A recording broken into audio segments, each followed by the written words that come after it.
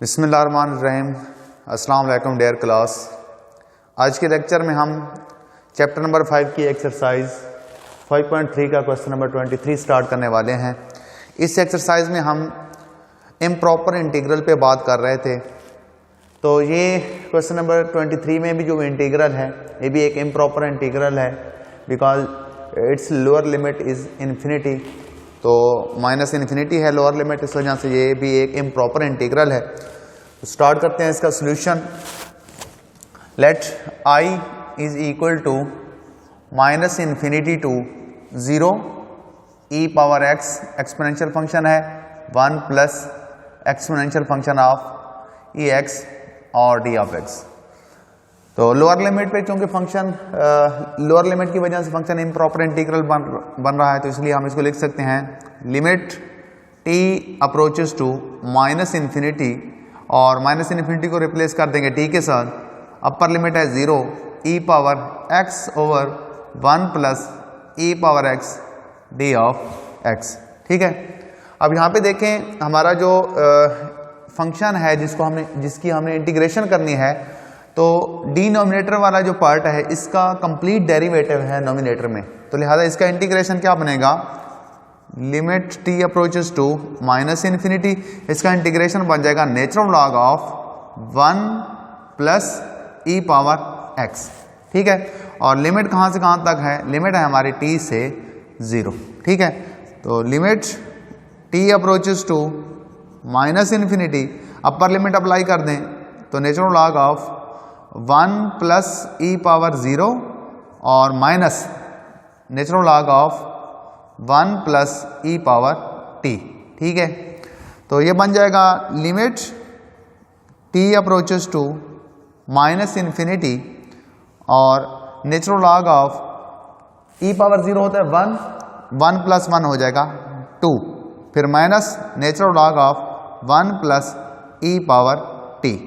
ठीक है, अब ये वाली लिमिट अप्लाई कर दें तो ये बन जाएगा natural log of 2 minus natural log of 1 plus e power minus infinity. ये माइनस इन्फिनिटी टी की जगह हमने रखा, तो माइनस इन्फिनिटी रखने से ई पावर माइनस इन्फिनिटी होता है 0, तो natural log of 2 minus natural log of 1 plus e power minus infinity होता है 0, तो 1 प्लस 0 बच जाएगा natural log of 2 minus natural log of 1। तो नेचुरल लॉग ऑफ 1 किसके इक्वल होता है, 0 के इक्वल होता है, तो नेचुरल लॉग ऑफ 2 हमारा क्या बन जाएगा, आंसर। तो मीन्स के ये जो गिवन इंटीग्रल था ये एक कन्वर्जेंट इंटीग्रल है, और किसको कन्वर्ज कर रहा है, नेचुरल लॉग ऑफ 2 को। इसके बाद क्वेश्चन नंबर 24 है। तो 24 क्वेश्चन की जो स्टेटमेंट है वो है 0 टू इन्फिनिटी और 1 over x square plus A square into x square plus B square d of x. तो ये भी एक इम्प्रॉपर इंटीग्रल है, अपर लिमिट जो है वो इन्फिनिटी है। तो इसका सोल्यूशन हम कैसे स्टार्ट करेंगे, let I is equal to 0 to infinity 1 over x square plus A square into x square plus B square d of x. तो इसके लिए अपर लिमिट चूंकि इन्फिनिटी है तो इसको हम t के साथ रिप्लेस कर देंगे, ये बन जाएगा limit t approaches two plus का इन्फिनिटी, और इसको आप इक्वेशन नंबर 1 कह दें। तो इसमें जो फंक्शन है जिसका हमने इंटीग्रेशन करना है, तो इसकी जो इंटीग्रेशन है वो हम बाय पार्ट्स करेंगे। तो consider 1 over x square plus ए स्क्वायर, आप इसकी इंटीग्रेशन पहले आप इसको पार्शियल फ्रैक्शन में इसको हल कर लेते हैं। 1 ओवर एक्स स्क्वायर प्लस ए square into x square plus B square. तो ये जो फ्रैक्शन दी गई है ये एक प्रॉपर रैशनल फ्रैक्शन है, लेकिन इसके जो फैक्टर हैं वो दोनों जो हैं वो इररिड्यूसिबल फैक्टर हैं।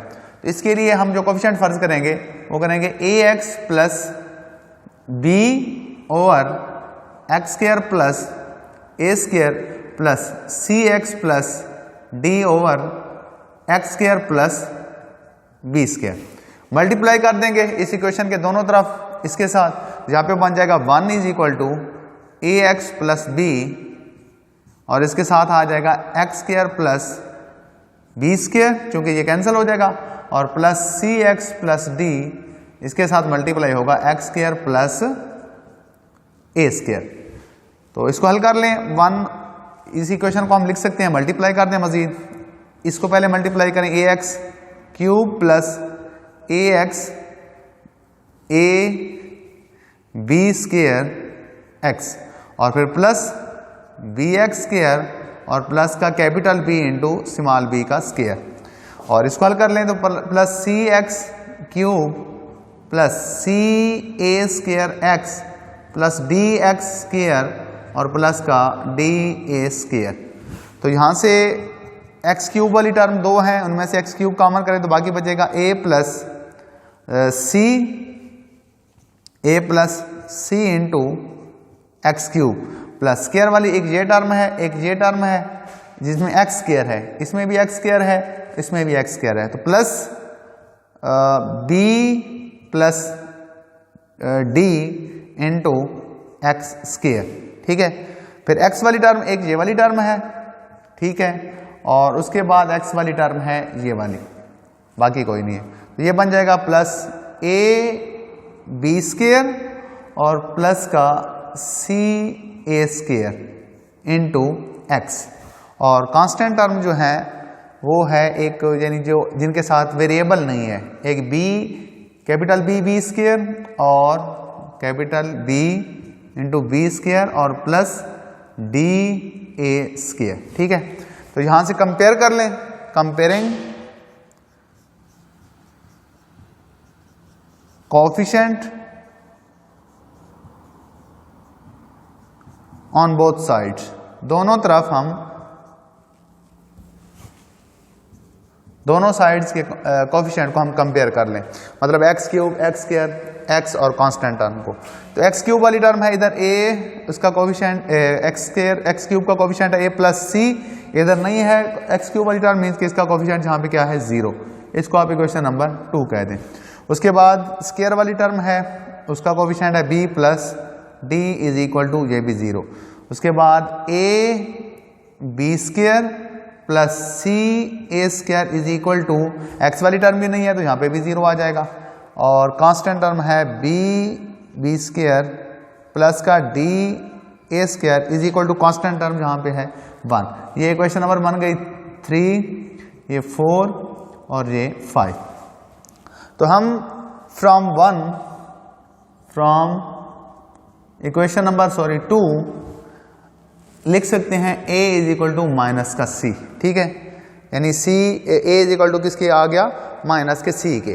तो ये वाली वैल्यू आप जाके पुट कर दें, a is equal to minus c equation number 4 में। ठीक है, यानी a is equal to minus c आप पुट कर दें यहाँ पे आके, तो ये बन जाएगा c minus k c B square और प्लस का सी ए स्क्वायर इज इक्वल टू 0। तो यहाँ से c को हम कॉमन कर लें तो बाकी बचेगा ए स्क्वायर माइनस का b square is equal to 0। ये माइनस वाली टर्म बाद में लिख लिया है ये पहले, तो यहाँ से c की वैल्यू किसके इक्वल आ जाएगी 0 के। अब c की वैल्यू यहाँ पे पुट कर दें तो a की वैल्यू क्या आ जाएगी 0 क्या आ जाएगी, मतलब a और c की वैल्यू क्या बन गई अब हमारी 0। इसके बाद हमें d और d की वैल्यू भी चाहिए, तो इक्वेशन नंबर 3 से हम b is equal to minus d लिख सकते हैं। फ्रॉम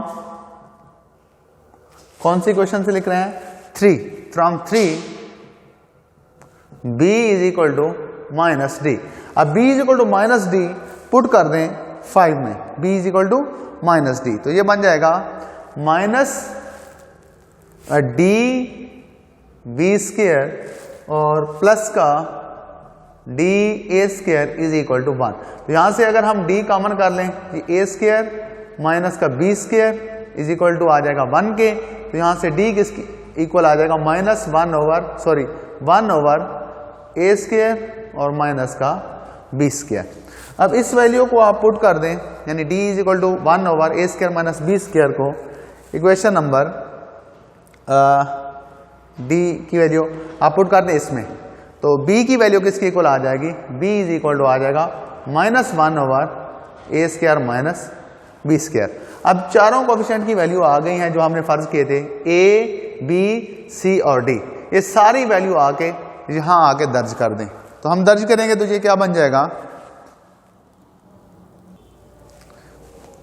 ये देखें मैं यहां पे अब दर्ज की है मैंने सारी वैल्यू, यानी यहां पे था ए एक्स प्लस बी, ए की वैल्यू हमारे पास आई है 0, तो ए इंटू एक्स के साथ ए की जगह 0 लिख दिया, और प्लस बी है तो बी की वैल्यू क्या आई है, माइनस का 1/a² माइनस b²। इसी तरह प्लस का सी था, सी की वैल्यू 0 आई है, और डी की वैल्यू था 1/a² माइनस b², तो ये पुट की है। ठीक है, यहाँ आके ये पुट की है वैल्यू x² प्लस b²। तो इसको आगे सॉल्व करें तो ये बन जाएगा -1/a² माइनस का b² into x² plus a², और प्लस ये 0 हो जाएगा तो 1/a² minus b² into x² plus b²। ठीक है, तो ये वाली इन दोनों में a² माइनस b² कॉमन है, तो ये अलहदा निकाल लें, यानी 1/a² माइनस b², ये पॉजिटिव टर्म है ये पहले लिख लें, x² प्लस b², और ये माइनस वाली बाद में लिख लें, a² और सॉरी x² प्लस a²। ठीक है, तो ये वैल्यू बनी है 1/x² plus a² into x² plus b²। तो यहाँ आके इसको आप पुट इन 1 में इसको आके पुट कर दें। 1 में जब हम इसको पुट करेंगे तो इक्वेशन नंबर 1 हमारी बन जाएगी I is equal to limit t approaches to infinity 0 to 2t है इंटरवल। तो अब 1/x² plus a² into x² plus b² का आंसर क्या बना है, 1/, ये कांस्टेंट टर्म को शुरू में लिख लें बेशक आप, ये 1/a² माइनस b², और बाकी ये बन जाएगा 1/x² plus b² minus 1/x² plus a², और ये d ऑफ x। ठीक है, इसके अलग-अलग इंटीग्रेशन कर लें, 1/a² minus b² limit t approaches to infinity. तो इसकी अलग-अलग से इंटीग्रेशन करें तो ये बन जाएगा टेंजेंट इनवर्स x/b, और साथ से 1/b, और माइनस टेंजेंट इनवर्स x/a, और साथ ये 1/a, और लिमिट है 0 से t। लिमिट अप्लाई कर दें, 1/a² minus b² limit t approaches to infinity. Upper limit apply करेंगे तो 1/b टेंजेंट इनवर्स t/b, और minus 1/a tangent inverse t/a। Lower limit जब अप्लाई करेंगे तो माइनस x की जगह जब 0 रखेंगे तो 0/b 0 हो जाएगा, टेंजेंट इनवर्स 0 होता है। इसी तरह यहाँ पे 0 रखने से ये भी सारा 0 हो जाएगा, तो अगली टर्म ये 0 हो जाएगी। अब ये वाली लिमिट अप्लाई कर दें, मतलब t की जगह इन्फिनिटी रख दें, तो t की जगह इन्फिनिटी रखेंगे तो ये बन जाएगा 1/a² minus b² into 1/b tangent inverse of infinity, और minus 1/a tangent inverse of infinity. तो 1/a² minus b², 1/b into tangent inverse of infinity π/2 होता है, और माइनस यहाँ पे भी π/2a आ जाएगा, तो ये बन जाएगा π/2b। इसमें से 2 को कॉमन कर लें तो ये 1/2 इंटू a² माइनस b², बाकी का एलसीएम कर लें, पाई भी साथ कॉमन कर लें, तो a b इसका आ जाएगा एलसीएम, बाकी बच जाएगा a माइनस b। तो अब π/2 इंटू a² माइनस b² को लिख सकते हैं a minus b into a plus b, और साथ a minus b over a b। तो a माइनस b के साथ a माइनस b कैंसिल हो जाएगा, बाकी बच जाएगा π/2ab into a plus b। तो गिवन इंटीग्रल जो है वो कन्वर्जेंट है और इसको कन्वर्ज कर रहा है। तो ये था क्वेश्चन नंबर 24। उसके बाद क्वेश्चन नंबर 25 स्टार्ट करते हैं। ये है हमारा क्वेश्चन नंबर 25। लिमिट है पाई बाय 4 से pi by 2 sine x over cos x और इस पे स्क्वायर रूट है डी ऑफ एक्स। तो यहाँ पे अगर देखें, अगर हम अपर लिमिट जहाँ पे पुट करें x की जगह, तो ये cos पाई बाई 2 90 पे 0 होता है, बटे में 0 आ रहा है तो अनडिफाइंड हो रहा है।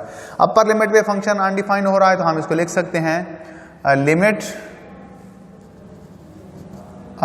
t approaches to pi by 2, ऊपर माइनस लगा देंगे और लिमिट बन जाएगी पाई बाई 4 से t और sine x over square root of cos of x d of x। तो ये बन जाएगा limit t approaches to pi by 2 और लिमिट है पाई बाई 4 से t। इसको अब बटे में स्क्वायर रूट ऑफ x है, ऊपर जाके हम इसको लिख सकते हैं cos ऑफ x पावर -1/2 और आगे है sine x d of x। तो पावर के अलावा फंक्शन का आगे डेरिवेटिव मौजूद है, तो हम क्या करेंगे, इंटीग्रेशन में एक ऐड कर देंगे, वही डिवाइड कर देंगे, तो ये बन जाएगा limit t approaches to pi by 2 cos of x। Power में एक ऐड करेंगे तो ये बन जाएगा 1/2, बटे में भी 1/2 आ जाएगा, यानी यहाँ पे स्क्वायर रूट आ जाएगा और ये बटे में 1/2 जो है यहाँ आगे 2 बन जाएगा और लिमिट है पाई बाई 4 से t। तो ये वाली लिमिट अप्लाई करें, 2 limit t approaches to pi by 2, ऊपर ये माइनस है क्योंकि अपर लिमिट में फंक्शन अनडिफाइन हो रहा था।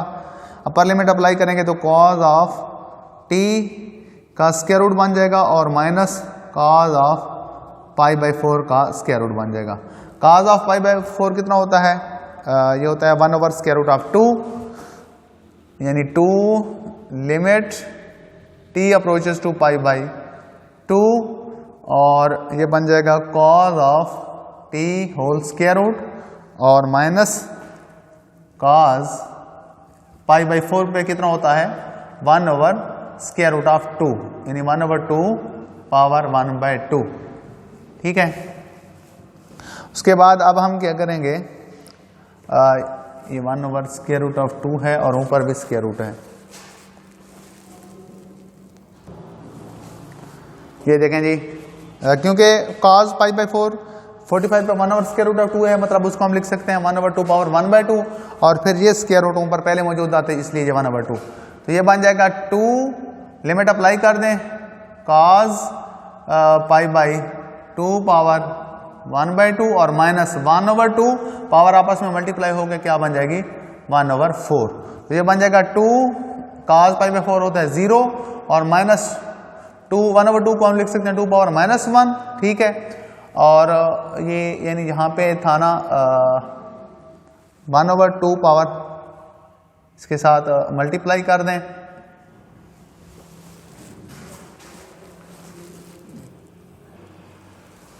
तो ये बन जाएगा, यानी ये आपस में मल्टीप्लाई का 1/4 हो जाएगा और 2 जब जाके मल्टीप्लाई करेंगे यानी -2 इंटू 2 पावर -1/4। बेसिस सेम है, पावर ऐड कर देंगे, इसकी पावर है 1 और इसकी पावर है 1/4, तो इसको हल करेंगे तो -2 पावर बन जाएगा 3/4। ठीक है, तो यहाँ पे जो इंटीग्रल है वो क्या है, कन्वर्जेंट है और किस पॉइंट को कन्वर्ज कर रहा है, इस पॉइंट को क्या कर रहा है, कन्वर्ज कर रहा है। ठीक है, तो ये था क्वेश्चन नंबर 25। इसके बाद नेक्स्ट लेक्चर में हम इंशाल्लाह क्वेश्चन नंबर 26 स्टार्ट करेंगे। आज का लेक्चर यहाँ तक था। अल्लाह हाफिज़।